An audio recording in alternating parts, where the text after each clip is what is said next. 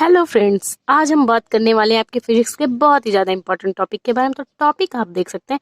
Topic आपका क्या है? पदार्थों में। कैसे पदार्थों में? चुंबकीय पदार्थों में। चुंबकीय पदार्थ जो आपके कौन कौन से होते थे? प्रतिचुंबकीय, लौहचुंबकीय, अनुचुंबकीय।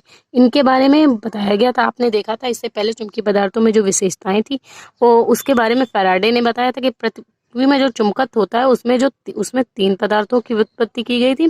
प्रतिचुंबकीय, लौहचुंबकीय और आपका कौन सा? अनुचुंबकीय। तो पदार्थों में जो चुंबकत्व की उत्पत्ति का कारण है, तो वो आया कहाँ से, वो कारण क्या है, ठीक। और बाहर चुंबकीय क्षेत्र में अगर उसको रख दें तो उसमें प्रभाव क्या पड़ेगा, ये सब आज हम इस वीडियो में देखने वाले हैं। तो बात करें, टॉपिक को ज्यादा लंबा ना करते हुए हम आज देखेंगे प्रतिचुंबकीय पदार्थों की चुंबकत्व को उत्पत्ति का कारण क्या है तथा बाह्य चुंबकीय क्षेत्र में उसको रख दें तो प्रभाव क्या पड़ेगा, ठीक। तो बात करें प्रतिचुंबकीय, तो सामान्य अवस्था।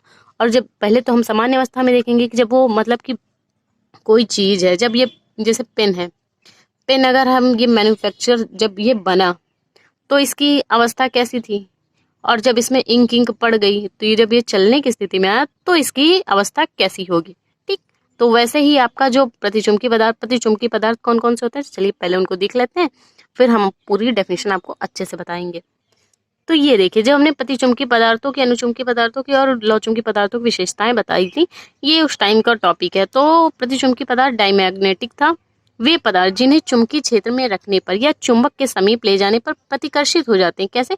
मतलब चुंबकीय क्षेत्र के पास, अगर चुंबक के पास ले जाएंगे तो उनमें प्रतिकर्षण का गुण होता है, ठीक। कैसे प्रतिकर्षण का गुण होता है कि मान लीजिए आप, हमने एक एग्जाम्पल दिया था कि अगर आप किसी से बुक लेने जाएं अपने किसी दोस्त से, तो क्या होगा, वो आपको डायरेक्टली मना कर दें कि है ही नहीं, ठीक। तो वो कैसे तत्व कहाँ पे आएंगे? प्रतिचुंबकीय। इनमें कोई चुंबकत्व का गुण नहीं होता। वे पदार्थ जिन्हें चुंबकीय क्षेत्र में रखने पर या प्रबल चुंबक, जो चुंबक होता है ना मैग्नेट, तो लोहे को अपने ओर खींचता है, तो चुंबकीय क्षेत्र में रखने पर या प्रबल चुंबक के समीप ले जाने पर प्रतिकर्षित हो जाते हैं। वो कैसे कहलाते हैं? वो प्रतिचुंबकीय पदार्थ कहलाते हैं। तो जैसे वायु, अब भैया हवा को चुंबक से कोई प्रभाव पड़ेगा? बिल्कुल नहीं पड़ेगा, उसको कोई लेना ही देना नहीं है। हाइड्रोजन में भी कोई प्रभाव नहीं पड़ेगा। गोल्ड, ये भी वैद्युत का कुचालक होता है, इसमें तो इलेक्ट्रिसिटी प्रवाहित हो नहीं सकती। चांदी, इसमें भी नहीं हो सकता। इसकी जो वैद्युतशीलता होती है 1 से कम होती है, ठीक। प्रतिचुंबकीय पदार्थों की वैद्युतशीलता 1 से कम होती है। तो आपने देखा था कि जब हमने इसकी विशेषताएं बताई थी, पहले ही ऊपर क्लैरिफाई कर दिया था कि फैराडे ने पदार्थों के चुंबकीय गुणों के आधार पर 3 भागों में बांटा था, ठीक। तो पहला आपका प्रतिचुंबकीय है। तो चलिए देखते हैं कि ये आखिर होते क्या है, इनकी सामान्य अवस्था और जो बाह्य चुंबकीय क्षेत्र में जब रखेंगे तो क्या प्रभाव पड़ेगा, चलिए उसको देख लेते हैं। तो भैया प्रतिचुंबकीय पदार्थ कौन कौन से? H2, N2, Zn। तो H2 आपका हाइड्रोजन, N2 आपका नाइट्रोजन और Zn क्या है आपका? 5Zn जिंक है, ठीक। तो क्या कहा जाता है, सामान्य अवस्था में आप कैसे लिखेंगे कि इलेक्ट्रॉन जो होते हैं वो युग्म बनाकर चक्कर लगाते हैं।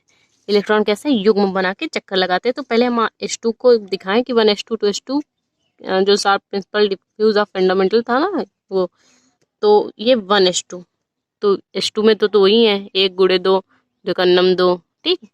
तो क्या होता है सामान्य अवस्था में, आप कैसे लिखेंगे कि इलेक्ट्रॉन, जो इसमें इलेक्ट्रॉन है वो कैसे युग्म बनाकर चक्कर लगाते हैं। युग्म बनाने का मतलब कि 2 4 8, मतलब इनमें कोई नक्की वाला अंक ना आए, जैसे 1 3 5 होता है ना, वैसा कोई ना आए, पूरा ही पूरा आए, मतलब 2 4 8 जिसमें 2 से भाग दिया जा सके, ठीक। तो वैसे तत्व। तो इलेक्ट्रॉन क्या करते हैं, सामान्य अवस्था में आप लिखेंगे कि इलेक्ट्रॉन जो है युग्म बनाकर चक्कर लगाते हैं। युग्म कैसे? मतलब पेयर, मतलब जोड़ा बनाकर चक्कर लगाते हैं, जैसे 2 2 का जोड़ा होता है वैसे। तो इलेक्ट्रॉन युग्म बनाकर चक्कर लगाते हैं, और इनके जो चक्कर की दिशा होती है वो कैसी होती है? विपरीत होती है। इनके जो चक्कर की दिशा होती है, तो मान लीजिए जैसे आप क्लॉकवाइज डायरेक्शन है, तो क्लॉकवाइज ना होकर एंटी क्लॉकवाइज में इनकी डायरेक्शन होती है। इलेक्ट्रॉन जो होते हैं भाई प्रतिचुंबकीय है, चुंबकत्व का कोई प्रभाव नहीं है, ठीक। तो जो इलेक्ट्रॉन होते हैं युग्म बनाकर चक्कर लगाते हैं, और इनके चक्कर की जो दिशा होती है वो विपरीत होती है, जिससे ये विपरीत दिशाओं में समान प्रकार के चुंबकीय आघूर्ण उत्पन्न करते हैं। जिससे क्या करते हैं, विपरीत दिशाओं में समान प्रकार के चुंबकीय आघूर्ण उत्पन्न करते हैं और जिनसे जिनसे इनका जो परिणामी चुंबकीय क्षेत्र है वो शून्य होता है। जो विपरीत दिशा में चक्कर लगाएंगे, समान प्रकार से विपरीत दिशा में चक्कर लगाएंगे, तो इनका जो और जो चुंबकीय आघूर्ण उत्पन्न होगा उसके कारण जो इनका परिणामी चुंबकीय क्षेत्र होगा वो शून्य होगा और इनमें चुंबकत्व का गुण नहीं पाया जाएगा। तो सामान्य अवस्था में आप कैसे लिखेंगे, हम आपको इसकी मतलब पूरा एक इसकी जो थ्योरी से अच्छे से समझाएंगे तो आपको ज़्यादा अच्छे से समझ में आएगा। चलिए उसको देखते हैं। तो पहले आप क्या, मिडिल हेडिंग आपकी प्रतिचुंबकीय पड़ेगी, उसके बाद ये आपको नीचे करना है, मेरी थोड़ी सी ऊपर हो गई, यहाँ पे आपको हेडिंग डालनी पहले सामान्य अवस्था। ठीक, सामान्य अवस्था में कैसा था, जो परमाणु था उसकी सामान्य अवस्था कैसी थी। ठीक, तो इलेक्ट्रॉन जो होते हैं आपके पेयर बना के चक्कर लगाते हैं। कैसे, पेयर में, जैसे आपने देखा था कि अगर हम सोडियम को, अभी ये एग्जाम्पल नहीं है, सोडियम का निकालें तो क्या होता है 1s2 2s2 2p6 2 2 4 2 6, मतलब ऐसे ही कि मतलब पेयर में हो 2 4 8 के क्रम में। ठीक, तो इलेक्ट्रॉन जो होता है आपका सोडियम का 11 होता है, तो अभी हमने निकाला नहीं था लेकिन वो S1 में सिंगल में आ जाएगा। ठीक, इलेक्ट्रॉन पेयर बना के चक्कर लगाते हैं। इनके जो चक्कर की दिशा होती है वो कैसी होती है, विपरीत होती है। इलेक्ट्रॉन की जो चक्कर की दिशा होती है वो ठीक विपरीत होती है। तो इनके जो चक्कर की दिशा आप देखिए ये विपरीत होती है, अलग अलग होती है। ठीक, इलेक्ट्रॉन पेयर बना के चक्कर लगाते हैं तथा इनकी जो चक्कर की दिशा होती है वो विपरीत होती है। ये विपरीत दिशा में समान प्रकार का चुंबकीय आघूर्ण उत्पन्न करते हैं। विपरीत दिशा में भी चक्कर लगाते हुए जो आघूर्ण उत्पन्न, क्योंकि भाई इलेक्ट्रॉन तो इलेक्ट्रॉन ही, उसमें जो आघूर्ण है वो तो एक इलेक्ट्रॉन जितना आघूर्ण उत्पन्न करेगा दूसरा भी उतना ही उत्पन्न करेगा। ठीक, तो ये विपरीत दिशाओं में चक्कर लगाने के साथ ही समान प्रकार का चुंबकीय आघूर्ण उत्पन्न करते हैं।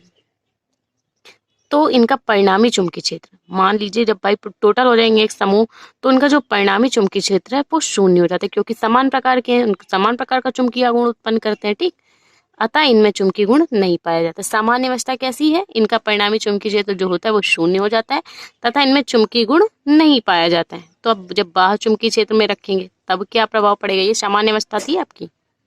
जब इसको हम बाह्य चुंबकीय क्षेत्र में या प्रबल चुंबक के समीप ले जाएंगे तो क्या प्रभाव पड़ेगा। जब बाह्य चुंबकीय क्षेत्र में इलेक्ट्रॉन की दिशा क्या होगी, सेम, मतलब कि इलेक्ट्रॉन की दिशा नहीं बदलेगी, क्योंकि आप जानते थे कि ये जो आपका प्रतिचुंबकीय था उसमें जो इलेक्ट्रॉन, उनमें तो चुंबकीय प्रभाव पड़ता नहीं था, ठीक विपरीत था। ठीक, प्रतिकर्षण, उसका नाम ही प्रतिचुंबकीय प्रतिकार करना। ठीक, तो जब बाह्य चुंबकीय क्षेत्र में इलेक्ट्रॉन की दिशा कैसी होगी, ठीक विपरीत होगी, वैसी ही होगी, बिल्कुल नहीं बदलेगी। ठीक, तथा जो गति होगी वो बदल जाएगी, इनकी दिशाएं तो विपरीत होंगी। ऐसे आप देखिए इसमें इलेक्ट्रॉन की जो दिशा है वो तो विपरीत ही होगी, लेकिन जो गति है वो बदल जाएगी, क्योंकि चुंबकीय प्रभाव का कुछ ना कुछ असर तो पड़ेगा, चाहे प्रतिकर्षण हो चाहे जो कुछ, तो गति बदल जाएगी। तब चुंबकीय आघूर्ण का परिमाण असमान हो जाता है। तो चुंबकीय आघूर्ण क्या होगा, असमान प्रकार का हो जाएगा। इसमें तो अभी तो चुंबकीय आघूर्ण शून्य था, लेकिन जो इसमें होगा, इसमें जो चुंबकीय आघूर्ण का परिमाण है वो असमान हो जाता है। ठीक, ये बात हो गया कि प्रतिचुंबकीय पदार्थों की। नेक्स्ट वीडियो में हम आपका अनुचुंबकीय पदार्थ और फिर उसके बाद लौ चुंबकीय पदार्थ को क्लैरिफाई करेंगे, तो आप प्लीज उस वीडियो को भी चेकआउट कर लेना। हमने हर चीज की एक अलग से प्लेलिस्ट बनाई हुई है, तो आप प्लेलिस्ट में जाके वीडियो चेक कर सकते हैं। ठीक, thank you for watching this video.